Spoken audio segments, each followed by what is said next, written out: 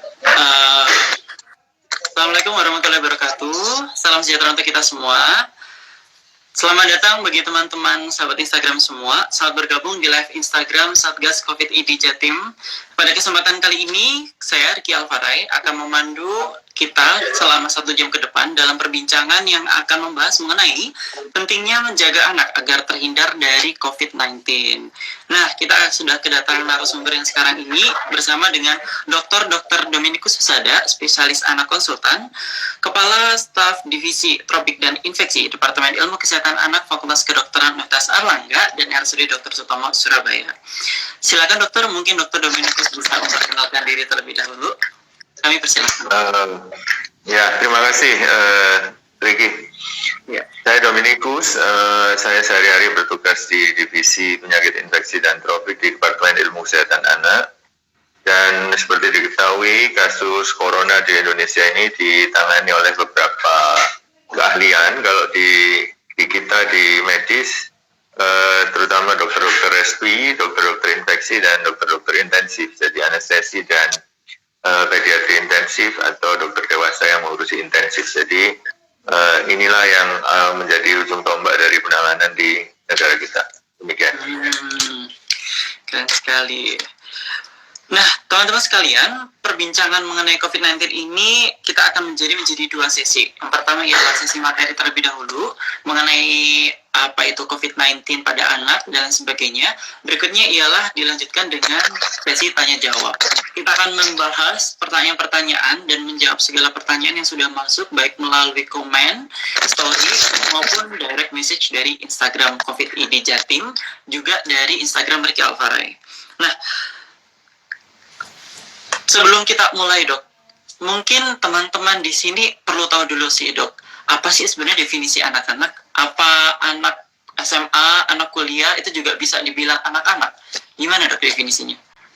Ya, definisi anak di tiap negara ini berbeda-beda. Jadi kita punya pegangan sendiri. Kita menggunakan Undang-Undang Perlindungan Anak. Di situ disebutkan anak adalah 18 tahun. Jadi di bawah 19 tahun dia masih dikategorikan sebagai anak. Tentu remaja dalam hal ini masuk di kategori anak. Ini sesuai dengan konsep anak, bahwa yang kita sebut anak itu adalah yang masih tumbuh dan berkembang. Jadi kalau dia dalam perkembangannya masih ada dan pertumbuhannya masih terjadi, itu cenderung untuk dimasukkan ke anak. Kecuali bila dia sudah menikah. Sebagai individu secara fisik ya anak, tapi dalam kategori hukum dia sudah dikeluarkan dari anak. Kecuali sudah menikah, begitu. Nah, itu dia teman-teman sekalian batasannya anak pada kesempatan yang kita akan bahas kali ini. Nah, dokter, seperti yang kita tahu bahwa COVID-19 ini sekarang sedang ramai sekali dibahas karena menjadi kasus emergency pada berbagai negara di seluruh belahan dunia, termasuk juga di Indonesia. Namun, Dok, sayangnya berita-berita di media sosial kali ini yang sekarang selama ini dibahas, COVID-19 justru lebih fokus kepada orang dewasa.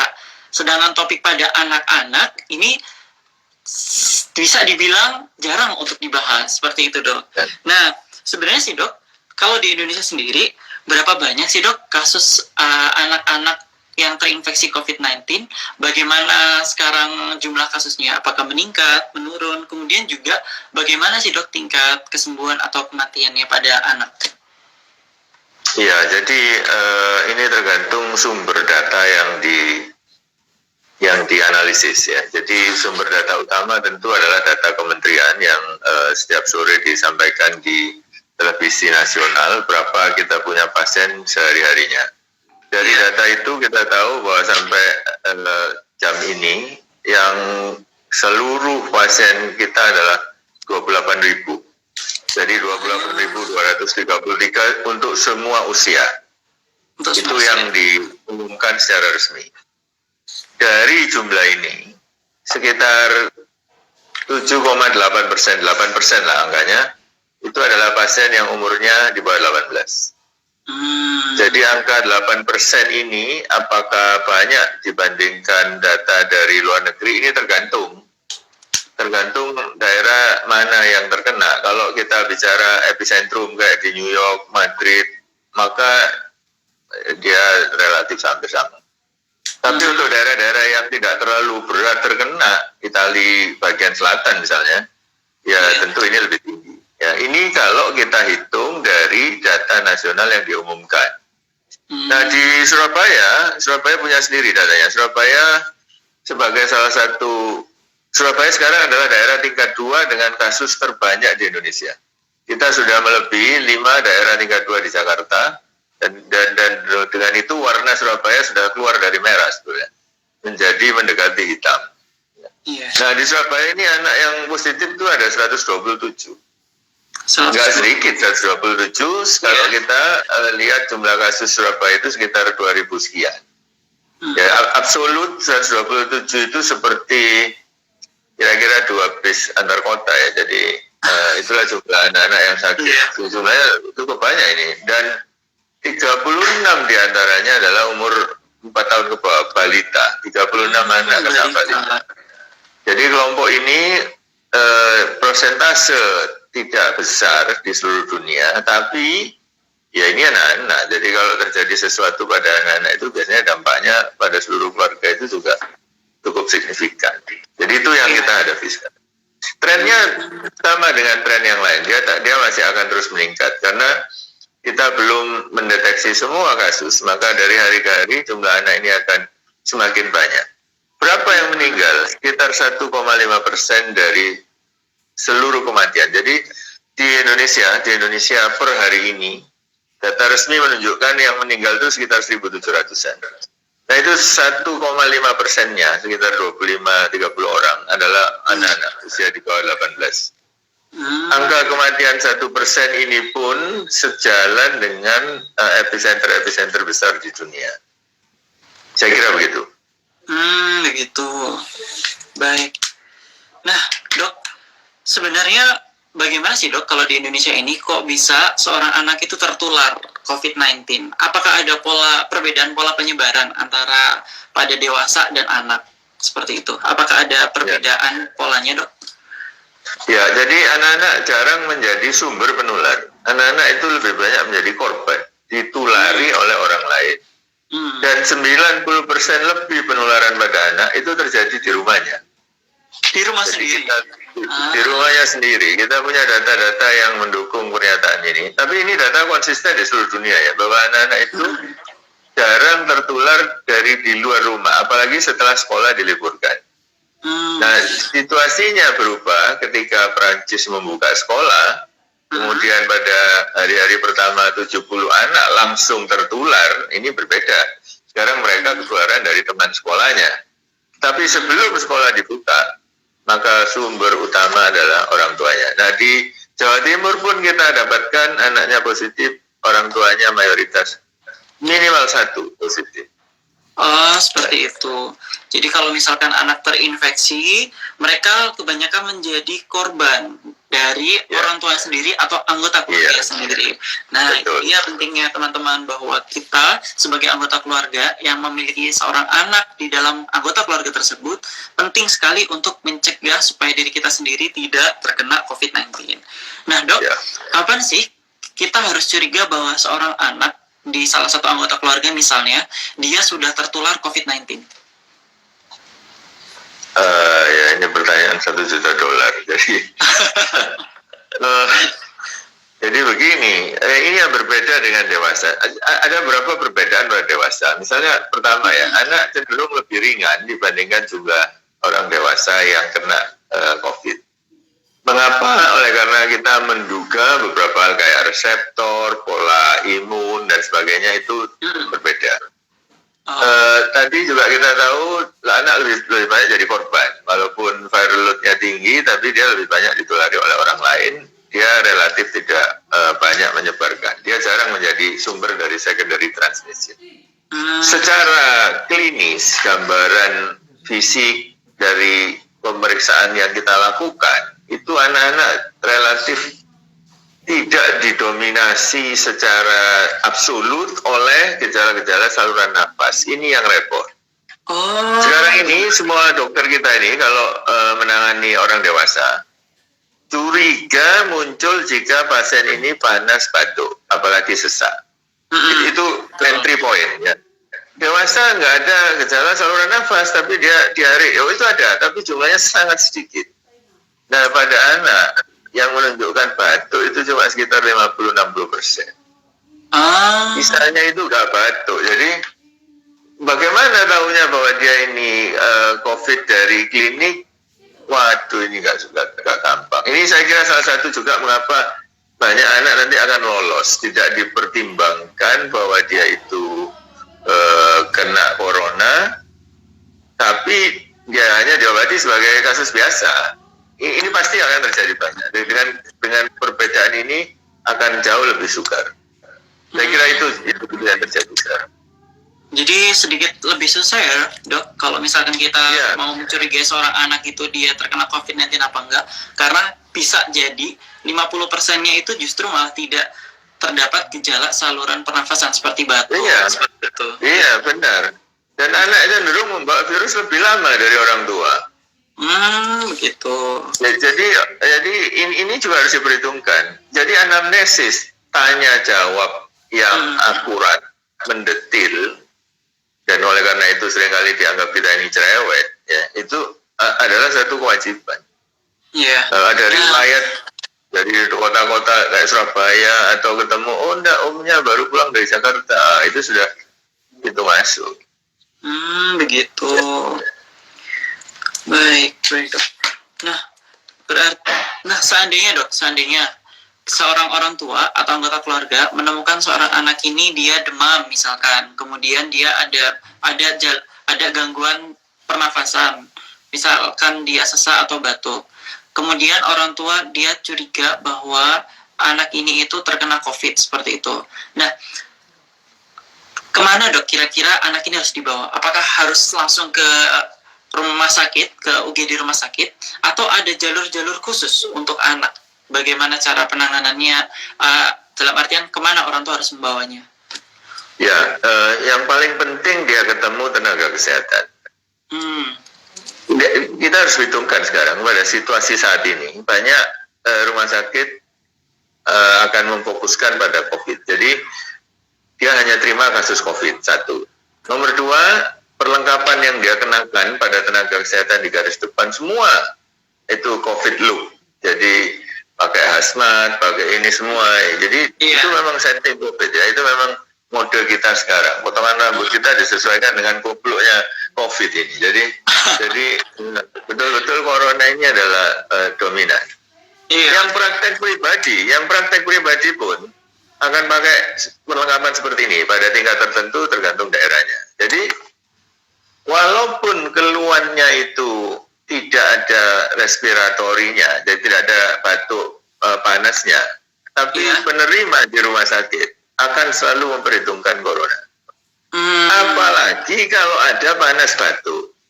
Apalagi kalau ada panas batuk. Dan oleh karena itu, orang tua juga perlu memahami jika di UGD di-screen, diperiksa pertama dengan pemeriksaan laboratorium corona. Ya, dia nggak bisa ngomong bahwa, loh, enggak, anak saya ini nggak corona. Oh, kita nggak tahu. Jadi tanpa mendukung itu gitu. Jadi prinsipnya untuk saya, temui tenaga kesehatan. Ya. Kalau bisa ke sarana yang lebih lengkap kayak di Surabaya ini, itu mungkin lebih baik. Minimal dengan tes corona itu kita jadi lebih tahu. Tapi seandainya tidak ada, ya ketemu siapapun tenaga kesehatan itu sudah sangat bermanfaat. Nah itu dia teman-teman pentingnya bahwa kita tahu bahwa anak-anak tadi dia kalau terkena COVID-19 dia tidak selalu ada demam, batuk atau gangguan saluran pernafasan. Tapi maka daripada itu banyak sekali rumah sakit yang ketika anak masuk dia langsung dites coronavirus dan jangan menolak karena itu penting sekali. Nah, Dok, tadi bicara soal tes nih. Bagaimana sih, Dok, seorang dokter atau tenaga medis ini mendiagnosa bahwa seorang anak itu dia sudah positif COVID-19? Ada orang bilang swab rapid atau TCM, tapi sebenarnya bagaimana sih, Dok, prosedurnya sendiri kalau seorang anak itu ingin dikatakan dia COVID-19 positif? Ya, jadi sama dengan pasien dewasa, maka kita menggunakan teknik, alat, bahan, dan keterampilan yang sama untuk diagnosis pada anak. Pada semua penyakit infeksi, pertanyaan pertama yang harus dijawab adalah bagaimana membuktikan adanya penyebab infeksi. Betul. Yang paling tinggi adalah ditumbuhkan. Kalau bakteri ditumbuhkan, mestinya virus juga ditumbuhkan. Tapi luar biasa sulitnya. Jadi anggaplah ini nggak mungkin dilakukan di banyak tempat, maka diturunkanlah dia. Kita menggunakan cara yang nomor 2, cukup dengan mendeteksi bagian dari gennya. Jadi kandungan gennya diketahui. Itu teknik yang disebut sebagai PCR.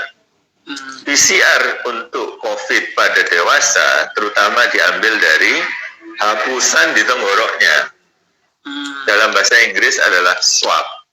Maka yang disebut di koran sebagai pemeriksaan swab, diambillah hapusan dari tenggorok, diperiksa di laboratorium untuk mendeteksi komponen gen dari virus. Itu yang paling tinggi yang kita lakukan sekarang. Oh, tapi ini mahal, butuh waktu lama, yang bisa melakukan tempatnya terbatas. Oke, turun satu lagi. Kalau gitu boleh periksa salah satu protein di dalam virusnya. Maka kita melakukan deteksi antigen. Lebih mudah dari PCR. Lebih murah, lebih cepat hasilnya. Tapi yang bisa membuat produksi ini belum sebanyak antibodi. Jadi mungkin belum terlalu populer di banyak tempat. Turun lagi satu, yang lebih gampang lagi. Yang diperiksa hanya antibodi di dalam tubuh kita. Sistem imun kekebalan di dalam tubuh membentuk beberapa perlindungan, ini yang dites. Kalau sudah ada antibodi, perlindungan di dalam tubuh dianggap bahwa Anda sudah pernah ketemu virusnya. Jadi antibodi sebetulnya kita sudah turun 4 tingkat. Nah, tes sebenarnya itu dilakukan di laboratorium. Repot, mahal, butuh alat, waktunya panjang. Orang yang memeriksa harus disekolahkan. Gak bisa, kalau di kabupaten-kabupaten terpencil nggak mungkin. Wes sudah, beli yang cepat aja, yang kit-kit itu. Nah, ini lulusan SMP bisa ini. Jadi dia cuma butuh 1 tetes darah. Teteskan di kitnya itu terus dibaca kayak orang tes kehamilan. Kalau keluar garis 2 apa, garis 1 cuma itu toh kan sederhana dan mudah. Nah, itu yang dipakai di banyak tempat. Nah, karena versi cepat dalam bahasa Inggris adalah rapid, ya, maka orang terus ngomong rapid test. Sebetulnya rapid untuk PCR ada sendiri, rapid untuk antigen ada sendiri, rapid untuk antibody ini ada sendiri. Karena rapid itu adalah cepat, versi cepatnya. Nah, tetapi yang banyak dilakukan di Indonesia ini adalah rapid test antibody dan PCR. Kita nggak bisa ngomong di Singapura, beda, sangat berbeda. Mereka nggak terlalu banyak pakai antibody, mereka hampir semuanya PCR. Loh, PCR yang cepat, oh di puskesmas di Indonesia sudah banyak yang punya, yang dipakai untuk memeriksa TBC.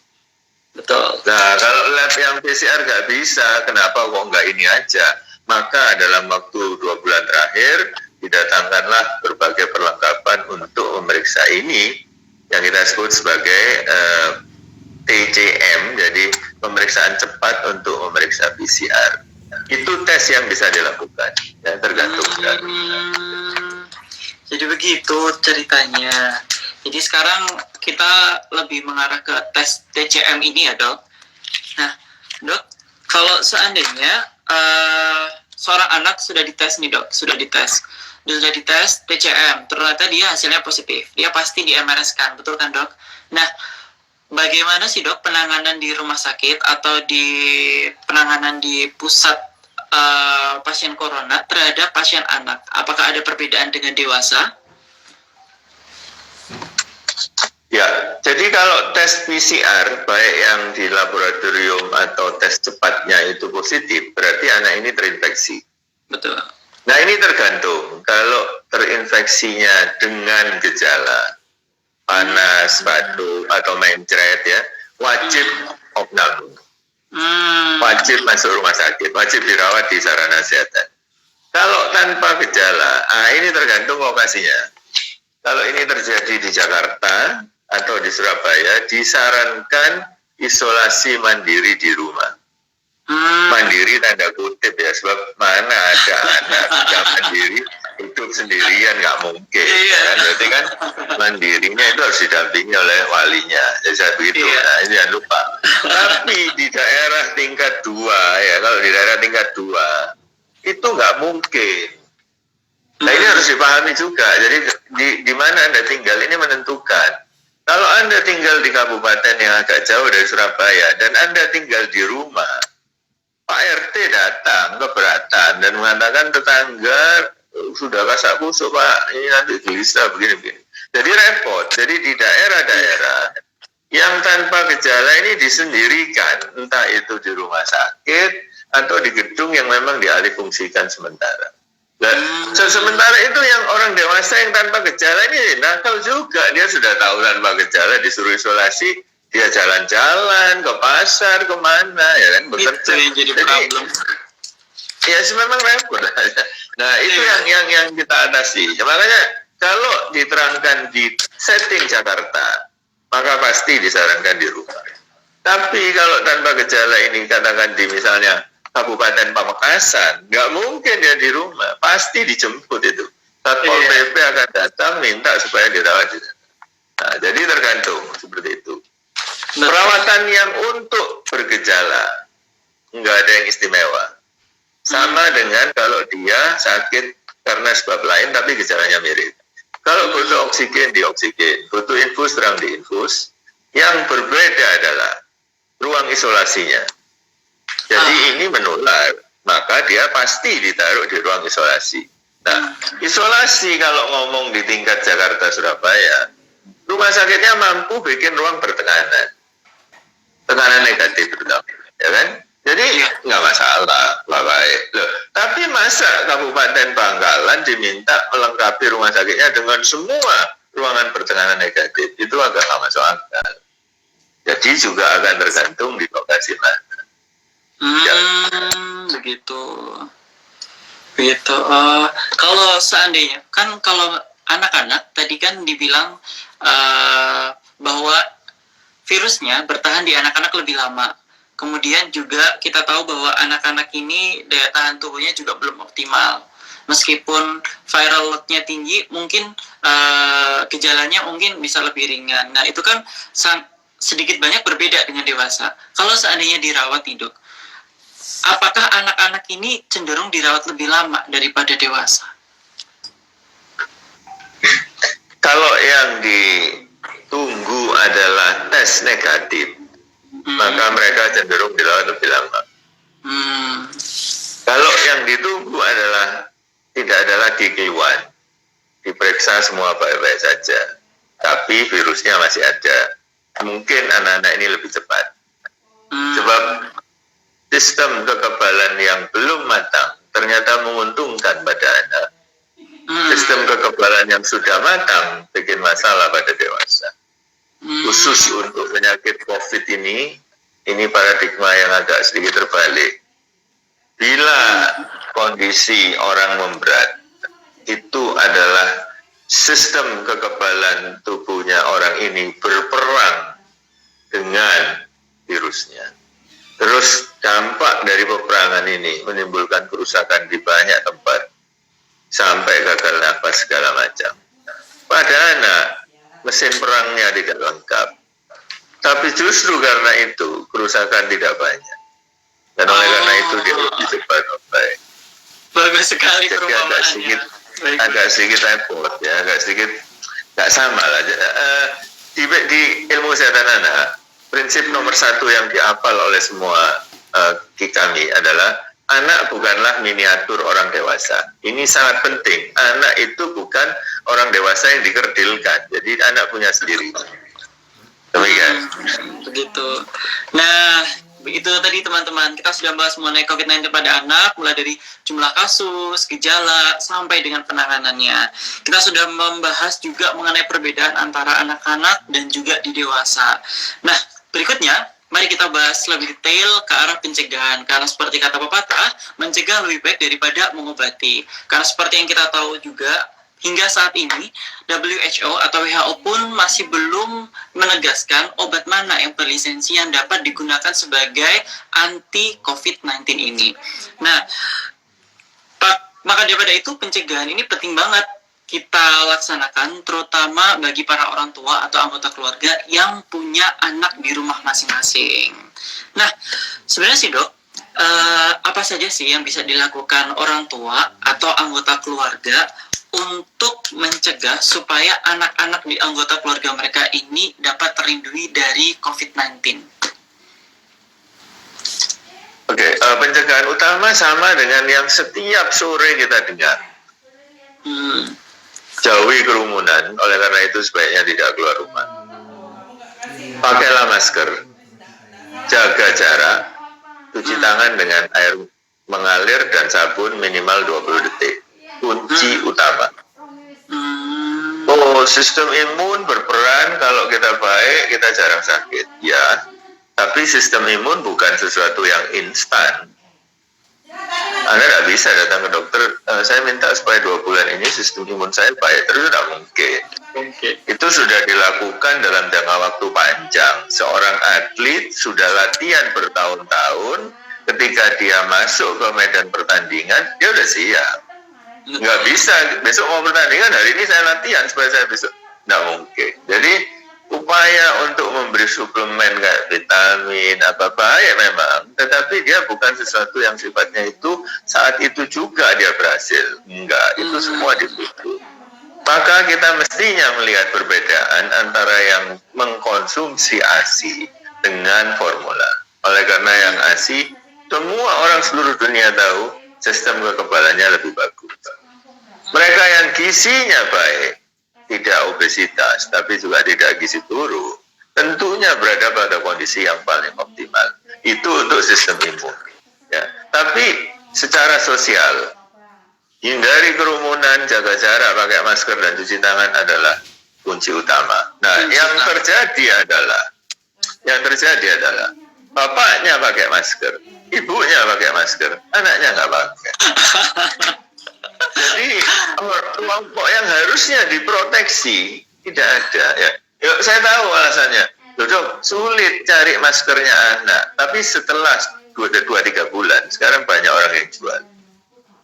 Motif-motifnya. Jadi ada yang masker gambar Spider-Man lah, masker gambar apa. Jadi saat ini sudah cukup banyak. Dan ini penting sekali bahwa jangan cuma pakai masker orang tuanya, keluarganya itu juga harus. Yang kedua yang saya sering lihat, lebih mementingkan hand sanitizer daripada cuci dengan air dan sabun. Nah, itu dia dok. Hand sanitizer ini adalah langkah darurat bila air nggak ada, sabun nggak ada. Misalnya kita di mobil ya, nggak ada air mengalir, sabun sulit, boleh pakai hand sanitizer. Tapi kalau di rumah itu ada air dan sabun, ya pakai itu aja. Kenapa kok harus pakai hand sanitizer? Nah, saya kira ini harus diluruskan persepsi. Iya betul. Ya, Tapi itu pencegahan umum seperti itu. oh begitu. Tapi ini ada topik menarik dok, bahwa apakah sebenarnya hand sanitizer ini bisa untuk membunuh virus? Karena seperti yang kita tahu, hand sanitizer ini kan lebih mengarah pada untuk membunuh bakteri, misalkan karena tangan kotor dan lain sebagainya.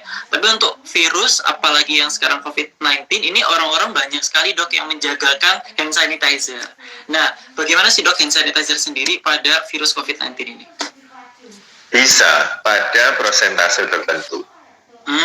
Jadi nggak bisa dia diharapkan kayak air dan sabun 20 detik, nggak mungkin. Ya. Iya. Itu ada filmnya, mungkin bisa dicari di para orang tua kalau ingin melihat, yang membuktikan bahwa jadi virusnya itu diwarnai, sehingga setelah dia dicuci kurang dari 10 detik masih ada, setelah 20 detik semua hilang. Ya, itu bukti bahwa memang air, sabun dan waktu 20 detik ini penting. Begitu. Tapi hand sanitizer tetap ada gunanya daripada tidak cuci sama sekali. Begitu. Nah, jadi itu dia teman-teman. Jadi memang harus yang paling diprioritaskan adalah mencuci selama 20 detik dengan cara-cara yang sudah sering kali kita lihat di TV, sosial media dan lain sebagainya. Nah, dok, kan kita tahu nih tadi anak-anak itu lebih cenderung ditularkan oleh ibu atau bapaknya atau anggota keluarga sendiri, apalagi di era dimana sekarang ini sedang lockdown dan sebagainya. Nah, kalau gitu dok, anak-anak sekarang ini masih boleh nggak sih dok buat keluar rumah atau ke tetangga seperti itu? Juga kalau misalkan pakai masker, masker kan ada juga yang masih balita, ini ada pertanyaan dari komen ini. Ada juga yang masih balita, yang masih bayi seperti itu. Kan tidak mungkin dipakaikan masker. Itu bagaimana, Dok? Apakah ada maskernya atau bagaimana? Ya, jadi memang ini harus dihitung plus minusnya. Dalam suasana seperti sekarang, terutama daerah-daerah senter kayak Jakarta, Surabaya, saya akan sarankan sebaiknya tunda untuk anak bermain bersama orang yang kita tidak tahu. Karena harus dianggap semua orang ini OTG sekarang. Dengan suasana Surabaya seperti ini atau Jakarta yang begitu tinggi, harus dianggap semua orang itu OTG. Saya akan sarankan untuk sementara ini kita belum aman bermain bersama orang lain. Nah, apakah kalau saya ditanya apakah harus pakai masker, sebaiknya menggunakan masker. Tapi bayi saya tidak sarankan karena saluran nafasnya begitu ringkih, begitu kita tutup dia ada nafas. Jadi menurut saya sesuaikan usia. Saya tidak punya batas absolut umur berapa yang harus pakai masker, tapi sesuaikan dengan anaknya. Paling tidak kita sudah mengajari dia bahwa masker ini akan membantunya. Dan tentu anak-anak ini nggak pakai N95, jadi kemungkinan bahwa dia itu sesak, kekurangan oksigen, itu sebenarnya tidak terlalu besar. Tapi pada bayi itu besar. Ya. Nah, yang saya tidak setuju adalah bayi menggunakan face shield, pelindung wajah seperti di Instagram. Ya, di Instagram banyak itu. Bayi baru lahir dikasih face shield ya. Untuk fashion boleh. Tapi untuk real dalam hidup kita itu terlalu lebay. Jadi menurut saya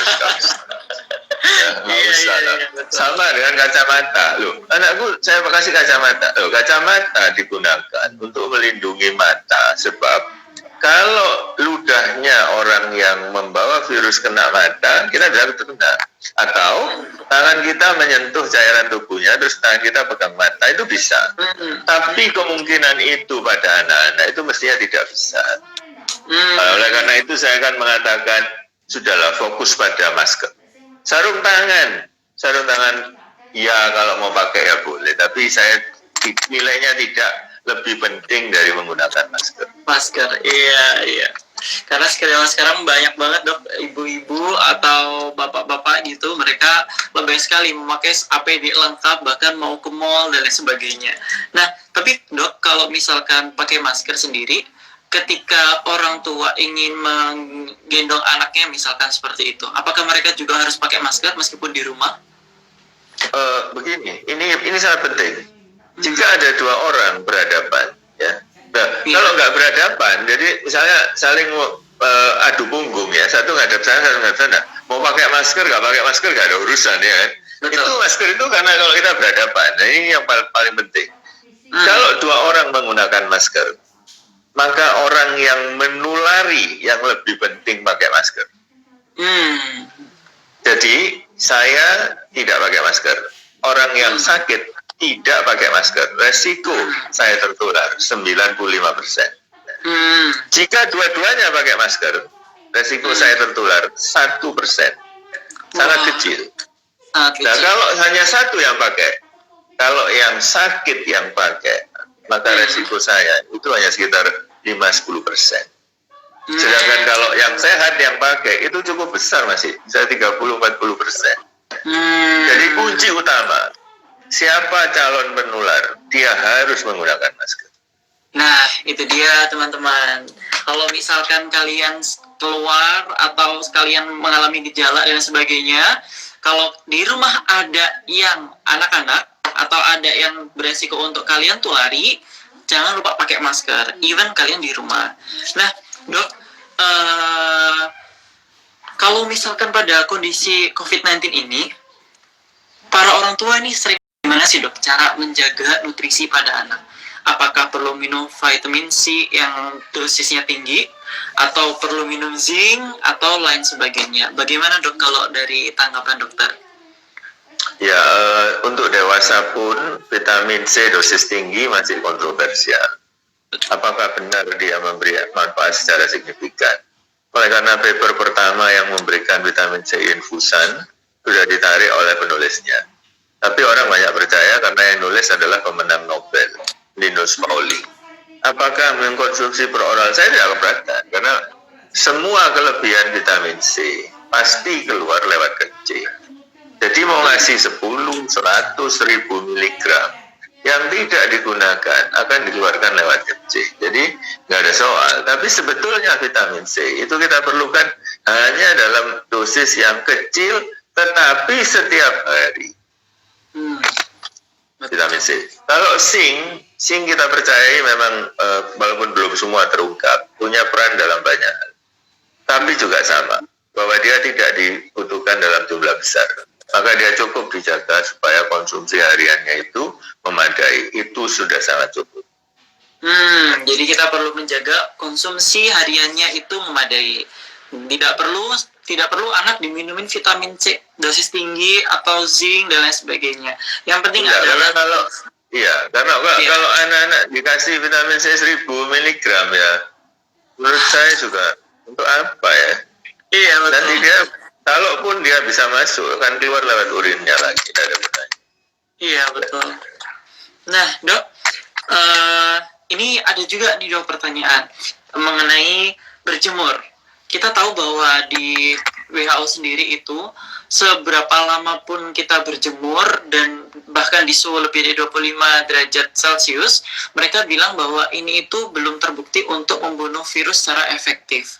Nah, apakah anak-anak ini perlu untuk dijemur dok? Kan banyak sekali ibu-ibu atau anggota keluarga, nenek, kakek yang membawa bayinya berjemur, anaknya berjemur. Katanya supaya virus-virusnya mati. Apakah ini benar? Dan kalaupun kita perlu untuk berjemur, apakah ada alasan lainnya dok? Bagaimana juga cara berjemur dengan baik? Kita tahu bahwa pada suhu tinggi virus ini nggak tahan. Pada 70 derajat, pasteurisasi kalau bikin susu itu, dia mati dalam 5 menit. Lebih tinggi dari itu, dia mati lebih cepat. Ya. Oleh karena itu, saya tidak setuju dengan tindakan untuk menyemprot mobil yang menurut saya nggak ada gunanya. Karena begitu dia di jalan raya dengan suhu yang panas itu, mestinya mati semua. Jadi untuk apalagi kita semprot-semprot. Nah, orang untuk berjemur, boleh-boleh aja. Karena manfaatnya juga ada. Bukan cuma untuk virusnya, tapi untuk vitamin D kita. Tetapi yang direkomendasikan oleh teman-teman dari endokrinologi anak yang ngurusi hormon seperti vitamin D, berjemur terbaik itu sekitar jam 12, jam 2 siang. Panas sekali. Siapa mau membawa anak atau bayinya di bawah terik matahari ya, terus diangin-anginkan ya, pasti nggak mau. Belum lagi omongan tetangganya, ini tetangga kita ini gila segala macam. Iya betul. Jadi tapi tidak ada ruginya. Kalau misalnya jam 8 pagi saya jemput, nggak ada ruginya kok. Boleh-boleh aja. Apakah membunuh virusnya? Saya tidak yakin. Ya, kalau itu dilakukan siang hari mungkin bisa, tapi apakah ada bahaya pada anak itu harus dihitung. Nah, kita nggak punya bukti penelitian yang head to head bahwa orang yang berjemur virusnya langsung mati di dalam tubuhnya. Itu kita nggak punya. Itu virus yang memang disiapkan. Jadi apakah ini bisa diterapkan terhadap virus yang ada di dalam tubuh itu soal lain. Tapi kita nggak punya jawaban pasti. Iya, oke, itu tadi teman-teman tentang berjemur. Nah, kemudian dok, kegiatan apa sih dok yang dokter anjurkan pada anak-anak, aktivitas anak-anak ketika mereka berada di rumah? Apakah mereka tetap harus beraktivitas? Kan kita tahu bahwa anak-anak sedang dalam masa tunggu, aktivitas mereka banyak sekali. Tapi dalam musim pandemi ini mereka tidak bisa untuk keluar rumah. Nah, aktivitas seperti apa yang masih bisa menunjang mereka untuk tetap sehat, tapi bisa dilakukan di dalam rumah? Ya, ini pertanyaan yang kalau di negara sebesar Indonesia harus disesuaikan dengan situasi dan kondisi setempat. Iya. Kalau rumahnya seperti rumahnya Bang Raffi Ahmad, maka semua aktivitas bisa dilakukan. Mau pingpong di dalam rumah, bulu tangkis di dalam rumah nggak masalah. Jadi simple, ya kan? Tapi sebagian besar masyarakat kita rumahnya nggak sebesar itu. Maka bermain pun tidak dapat dihentikan. Bermain pada anak adalah satu bagian hidupnya. Jadi ini jangan sampai dicari dari dia. Apalagi belajar 100% terus main 0. Waduh, nggak bisa kalau nggak mungkin ya. Itu membuat anak itu tidak tumbuh sebagai manusia yang matang. Itu ada resikonya juga. Nah, sesuaikan kalau rumahnya memang hanya aktivitasnya menyusun balok, bermain apa. Nah, tapi butuh orang untuk mendampingi. Ini yang lebih penting sebetulnya daripada luas rumah. Berapa banyak orang tua kita ini mau mendampingi anaknya? Oh, saya nggak bisa, Pak. Saya serahkan pada pembantu asisten rumah tangga saya misalnya. Ya, saya nggak masalah, boleh aja. Tapi anak ini harus ada aktivitas. Ya. Karena yang sekolah diganti belajar dari rumah, maka tentu sebagian besar waktunya akan dipakai untuk ini. Ini juga persoalan lain. Jadi dia tetap ada kegiatan. Jangan sampai dia ini nggak ada kegiatan. Nggak mungkin, pasti gelisah. Pasti gelisah dengan semua efeknya. Jadi tetap kegiatan dilakukan, bermain penting, belajar sesuai dengan umurnya lah pokoknya. Jadi itu tetap dilakukan. Saya tidak melarang dia keluar rumah ya, supaya tidak ketemu orang, tidak apa-apa. Jadi kalau kita bisa jalan di halaman rumah atau di depan rumah kita, kan resikonya hanya kalau bertemu orang tertular itu. Sepanjang saya nggak ketemu orang lain, nggak soal. Yeah. Oh, nah itu dia aktivitasnya. Tapi sepanjang kita masih ada yang mendampingi, kemudian jangan terlalu membatasi aktivitasnya di dalam rumah. Nggak boleh anak itu disuruh belajar terus menerus begitu ya dok ya. Nah, kemudian dok, kalau seandainya ada balita misalkan dia lagi dalam fase-fase yang imunisasi. Terus orang tuanya takut dok, orang tuanya takut bawa ke puskesmas atau ke pusat kesehatan lain karena di sana takut tertular coronavirus. Gimana sih dok enaknya? Apakah tetap dibawa untuk imunisasi atau bagaimana dok? Ini di kota besar seperti Malakama. Kalau di kota kecil relatif gampang, artinya imunisasi jalan terus. Di seluruh dunia sekarang terjadi penurunan anak yang diimunisasi karena corona ini. Betul bahwa mendatangi rumah sakit beresiko, dan oleh karena itu banyak orang tidak mau. Angka orang masuk rumah sakit di rumah sakit menurun lebih dari separuh. Dokter Sutomo misalnya tersisa mungkin hanya sekitar 20-30% dari kapasitas penuh. Ya, orang takut untuk pergi ke rumah sakit. Tapi di lain pihak kita tahu juga menunda imunisasi memperbesar resiko terkena penyakit. Betul. Karena penyakit lain tidak istirahat hanya karena ada corona. Penyakit menular yang banyak di dunia termasuk di Indonesia tidak satupun lockdown selama corona. Jadi mereka itu jalan terus ya. Difteri jalan terus, polio jalan terus ya kan. Jadi mereka nggak istirahat.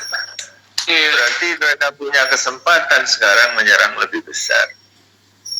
Bagi kita di Indonesia, terutama di Surabaya, Jawa Timur misalnya, selama ini kita sudah kedodoran untuk imunisasi sebelum corona, apalagi setelah corona. Jadi saya tidak punya jawaban yang absolut. Saya serahkan pada semua ibu dengan pertimbangan-pertimbangan ini. Tapi menurut saya, kalau relatif menurut ibu-ibu ini aman menemui dokternya untuk imunisasilah. Semua pakar meramalkan setelah corona selesai, penyakit-penyakit yang sebetulnya punya imunisasi akan banyak bermunculan kembali karena orang tidak imunisasi. Nah itu dia. Jadi tergantung kebijakan dari orang tua masing-masing ya dok ya. Kalau yakin imunisasi lah itu lebih baik. Nah dok, berikutnya ini kita waktunya sudah menipis. Sekarang kita langsung saja menuju ke pertanyaan terakhir untuk sesi materi ini, Dok. Sekarang kan ada isu new normal. Nah, kemudian juga sekolah-sekolah dan lain sebagainya, juga tempat kerja sebagainya sudah mau dibuka kembali. Untuk anak-anak sendiri, Dok, apakah ada saran untuk supaya mereka tercegah dari terinfeksi coronavirus ini? Apakah ada saran khusus untuk mereka menghadapi new normal ini? Seperti itu. Ya, saran saya yang paling penting adalah ajaklah bicara semua ahli mengenai anak-anak, bukan cuma dokter anak, ahli psikologi anak, psikiatri anak, guru-guru harus duduk bersama. Masalahnya bukan cuma orang nulari orang, tapi karakter anak ini beda. Akan ada nanti di sekolah, anak tukar-menukar masker dengan temannya. Karena jadi ini tukar itu kan. Padahal tujuannya melindungi. Jadi yang seperti ini pun nanti harus diatasi. Apakah bisa kayak di Korea? Di setiap meja dipasang fiberglass atau plastik lah. Kalau di Indonesia ini seperti di toko-toko dipasang plastik. Ya. Yeah. Nanti bagaimana respon anak? Apa? Tentu ada anak-anak yang menganggap perubahan ini tidak nyaman baginya. Dan ini butuh pakar-pakar kayak psikologi anak, psikiatri anak untuk ikut bicara. Tapi pada bulan depan, Juni, Juli, seluruh dokter anak sependapat terlalu riskan membuka sekolah, terutama di daerah-daerah merah. Dan di Indonesia ini ternyata ada 110 daerah tingkat 2 yang tidak pernah ada kasus. Untuk saya mereka terserah ya, karena mereka nggak pernah ada kasus. Kita nggak bisa bikin aturan terlalu ketat juga. Itu 110 itu besar itu. Nah mungkin tidak bisa diseragamkan. Ada daerah seperti ini. Nah, itu saya kira yang jelas kita butuh diskusi bersama. Jangan tinggalkan orang-orang yang bertanggung jawab terhadap anak-anak ini dan keputusan hanya diambil oleh satu pihak. Itu inti utama. Oke, ya. Nah, itu dia. Sekarang sesi materi udah selesai. Live kita tinggal sekitar 10 menit lagi. Nah, kita akan langsung membahas mengenai pertanyaan-pertanyaan yang sudah masuk dari direct message Instagram, komen, dan sebagainya. Juga pertanyaan-pertanyaan dari teman-teman yang sudah ada di komen kali ini. Nah, kita udah dalam sesi tanya-jawab. Sekarang saya akan coba bacakan nih, Dok. Ada beberapa pertanyaan yang sudah masuk. Yang pertama, mungkin pertanyaan sudah masuk dari direct message Instagram terlebih dahulu. Mungkin pertanyaannya langsung saja. Yang pertanyaan dari Dr. Krisna Jayadi. Bagaimana, Dok, tanggapan dokter terhadap konvalesen plasma untuk mengobati pasien COVID-19 di pasien-pasien anak? Perkembangannya bagaimana sejauh ini, Dok?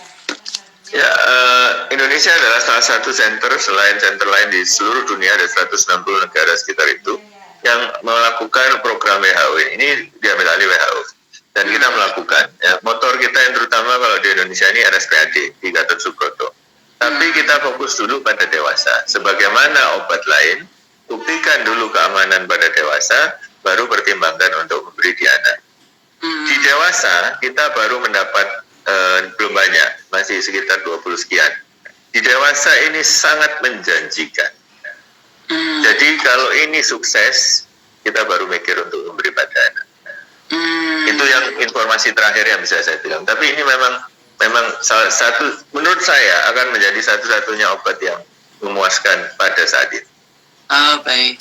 Baik, terima kasih, Dok. Terus ini ada, Dok, pertanyaan menarik dari Ade Far. Apakah vaksin influenza dan pneumonia PCV bisa untuk mencegah COVID-19? Seberapa persen kemampuan mereka untuk mencegah COVID-19? Gak bisa. Jawabannya absolut tidak bisa. Kita tidak pernah dalam sejarah punya vaksin untuk corona, dan ini kesulitan utama. Kita tidak punya pengalaman bikin vaksin untuk corona, tetapi per hari ini ada 100 kandidat vaksin di seluruh dunia. 10 paling sedikit sudah di orang. Jadi tahapnya setelah di lab, hewan, orang, fase 1, 2, 3. 10 di antaranya sudah di orang. Jadi mestinya ini kita dalam track yang betul. Di Indonesia ada 4 tempat yang memulai penelitian ini. 1 di Surabaya, 3 di Jakarta. Nanti kita akan lihat. Tapi jangan terburu-buru. semua yang untuk manusia tidak bisa instan. Ini bukan udang, ini bukan sapi ya. Vaksin sapi, kalau sapinya keguguran, tetap boleh, pokoknya jumlahnya nggak banyak. Di orang nggak mungkin langsung di-cut. Jadi vaksin orang itu harus dipastikan betul-betul aman, dan itulah yang membuat lama. Tapi Trump yang influenza dan untuk PCV nggak bisa. Gitu. Baik dok. Berikutnya ini ada pertanyaan lagi dok di live kali ini dari Makfiroh Rifanatis. Dokter mau tanya, apakah ada kasus pasien yang terpapar COVID-19 yang sudah dilakukan isolasi mandiri, tapi ternyata setelah 14 hari tanpa gejala, tiba-tiba gejalanya muncul, meskipun hasil tes rapid non-reaktif. Akhirnya dok, kalau seperti itu bagaimana dok statusnya? Yang banyak itu gejalanya di depan, bukan di belakang. Kalau di belakang harus dipikirkan, apa tidak ada penyakit lain, karena itu tidak lazim. Berapa lama? Manado melaporkan 60 hari belum negatif. Di literatur ada yang 3 bulan belum negatif. Jadi sebagian besar 2 minggu, tapi ada 1-2 orang yang lebih khusus, dia lebih panjang. Saya kalau punya pasien, baru muncul keluhan pada minggu ketiga misalnya, pertama saya akan pikirkan apakah bukan karena penyakit lain. Oleh karena mereka yang meninggal pun ya, yang meninggal positif corona, itu kita bagi 2. Meninggal karena penyakitnya, tapi dia sekarang membawa virus corona, dengan meninggal karena corona. Ini berbeda ya. Jadi kalau orang itu sehat Pak, setelah kena corona ambruk terus mati, oh itu terang karena corona. Tetapi ini penderita kanker tahap terminal, sekarang sedang kemoterapi, terus kena corona, terus mati. Apa betul hanya coronanya bertanggung jawab? Mestinya ya enggak. Jadi kita harus bedakan analisis itu seperti itu. Saya akan pikirkan untuk mencari penyebab lain, tapi coronanya harus diatasi. Jadi misalnya isolasi tetap dilakukan. Nah, kira-kira seperti itu. Baik. Satu pertanyaan terakhir dok. Ini pertanyaan sepertinya dari anak kesehatan nih. Kalau perkembangan penelitian COVID-19 pada anak di Indonesia sekarang ini sudah sampai mana dok? Ikatan Dokter Anak mengumpulkan data dari seluruh Indonesia. Saat ini yang bisa didetilkan adalah mengenai gambaran epidemiologi perjalanan sakit, gambaran laboratorium, dan sebagainya. Penelitian-penelitian pada dewasa yang dilakukan itu tidak sepenuhnya bisa di anak. Mencoba obat seperti kloroquine dan sebagainya, itu nggak 100% bisa. Tapi obat-obat yang disebutkan untuk corona itu, sebagian sudah dipakai oleh anak-anak dalam jangka waktu yang bertahun-tahun. Kloroquine adalah obat malaria kita di Papua, NTT, mereka kloroquine itu kayak minum obat panas gitu. Jadi untuk mereka loh, kan selama ini nggak apa-apa. Kenapa kita harus ribut? Jadi parameter ini masih didiskusikan. Tapi seperti biasa, hasil dewasa muncul duluan, baru anak muncul. Begitu. Nah, itu dia teman-teman. Jadi itu kita sudah nggak kerasa banget nih dok, kita sudah 1 jam, kita sudah berbicara berbagai macam hal mengenai COVID-19 pada anak, mulai dari pencegahan, kemudian kapan kita curiga, kemudian treatment, sampai nanti apa sih bedanya antara COVID-19 di anak dan dewasa. Nah, baik teman-teman, bagi teman-teman yang pertanyaan masih belum terjawab atau teman-teman masih ada yang ingin ditanyakan, teman-teman bisa langsung saja komen atau langsung direct message di Instagram Satgas COVID ID Jatim berikut ini. Nah, jangan lupa juga follow Instagramnya. Kalian bisa share berbagai materi menarik di sana. Kalian juga bisa mengikuti berbagai juga materi-materi yang sudah di-share Satgas COVID ID Jatim, baik di halaman Facebook maupun di YouTube-nya. Seru sekali perbincangan kita sudah selama 1 jam ini. Saya rasa masih belum cukup dok sebenarnya. Masih banyak sekali yang ingin kita berbincangkan. Masih banyak. Nanti kita bikin episode kedua dan ketiga ya. Kita jangan kalah dengan sinetron yang selama 7 tahun ya. Oh aduh. Kita saingan dok sama sinetron. Nah, begitu teman-teman. Nah, juga terima kasih banyak Dr. Dominikus Susada, spesialis anak konsultan. Ada kesempatan kali ini saya langsung izin pamit terlebih dahulu ya, Dok. Saya Riki Alvaray dan tim Satgas ID Jatim mohon izin pamit. Mohon maaf apabila ada salah kata atau ada hal yang kurang. Terima kasih selama 1 jam sebelumnya teman-teman sudah mengikuti kegiatan sesi sharing di Instagram Live kali ini. Akhirul kalam, terima kasih. Wassalamualaikum warahmatullahi wabarakatuh. Sampai jumpa di sesi Satgas ID Jatim Instagram Live berikutnya.